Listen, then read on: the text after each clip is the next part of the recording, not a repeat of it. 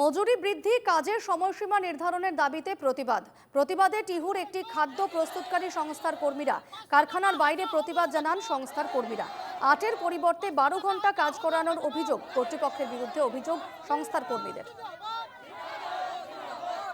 নলবাৰী জিলাৰ টিহুত থকা mega food পাৰ্কত আজি একাংশ কৰ্মচাৰীয়ে প্ৰতিবাদ কৰা দেখিবলৈ পোৱা গৈছে। এই মুহূৰ্তত মই উপস্থিত আছোঁ গ্ৰেইন টেক ফুড প্ৰাইভেট লিমিটেডৰ সন্মুখত। আৰু গ্ৰেইন টেক ফুড প্ৰাইভেট লিমিটেডৰ যিসকল কৰ্মচাৰী আছে কৰ্মচাৰীসকলে এই মুহূৰ্তত প্ৰতিবাদ সাব্যস্ত কৰা দেখিবলৈ পোৱা গৈছে।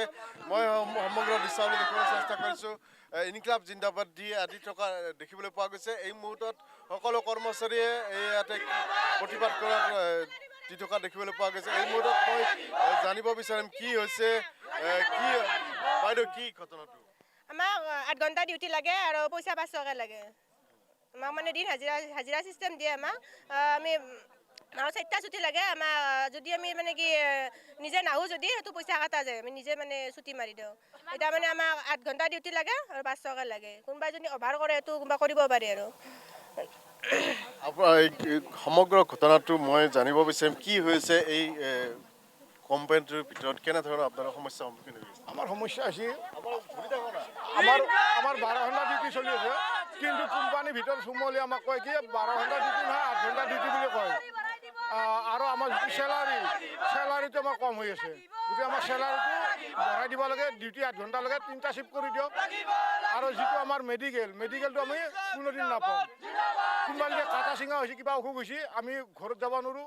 ইয়াতে চিকিৎসাও নাপাওঁ, একো চিকিৎসা নহয়।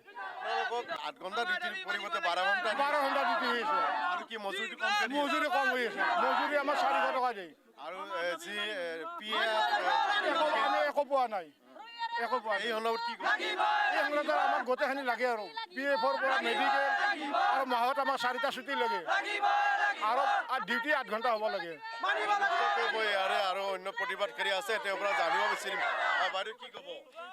মোৰ ভাগৰ পৰা কৈছোঁ, আমাৰ তাৰমানে ডিউটিটো মানে অভাৰ মাৰিলে মানে কোনোবা বেলেগ মানুহ আহিলে আমাক কয় বোলে আপোনালোকক আমি এই ডিউটি 8 ঘণ্টা বুলি কৈ পেলাই মানে 520 টকা বুলি কয় আমাক। আৰু সেই বাকীখিনি আমি অভাৰ মাৰি দিয়া বুলি কয়, মানে আমাক 8 ঘণ্টাতে মানে ডিউটিটো শেষ কৰি দিয়া বুলি কয়। 12 ঘণ্টা ডিউটি খাটুৱাই 12 ঘণ্টা খাটুৱাই আমাৰ 8 ঘণ্টাৰ নাম কোৱা দে। নে বাহিৰা মানুহ আমাক চাব আহি থাকে না, আহি থাকিলে আমাক সেনেকৈ ক'ব দে। আৰু নাই অসুখ হ'লে এটা ঔষধ নাই, মাথাৰ বিষ উঠিলে এটা ভিক্স নাই, হেৰি নাই, মানে বহুত মানে সমস্যা হৈছে। এই কোম্পানীৰ ভিতৰত কি কাম কৰা যায়?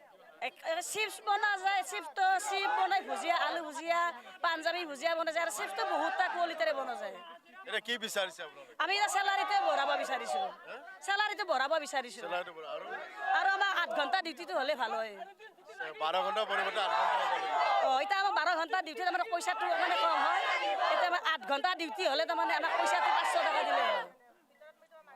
নিশ্চয়কৈ দেখিবলৈ পোৱা গৈছে গ্ৰেইন টেক ফুড প্ৰাইভেট লিমিটেডৰ যিসকল কৰ্মচাৰী আছে, এই কৰ্মচাৰীবোৰে ইতিমধ্যে তেওঁলোকৰ যি 8 ঘণ্টা ডিউটি পৰি 12 ঘণ্টা ডিউটিত খটুৱাই আৰু 12 ঘণ্টা ডিউটিত খটুৱাৰ কাৰণে আজি প্ৰতিবাদ সাব্যস্ত কৰিছে। আৰু তেওঁলোকৰ যি মজুৰি আছে, মজুৰিটো কমকৈ দিয়া অভিযোগ উত্থাপন কৰিছে। ইয়াৰ সমান্তৰালভাৱে মেডিকেল আদিকে ধৰি যি অন্যান্য সা সুবিধা আছে, সেইবিলাকো সা সুবিধা তেওঁলোকে কমকৈ পোৱা বুলি ইতিমধ্যে অভিযোগ কৰিছে।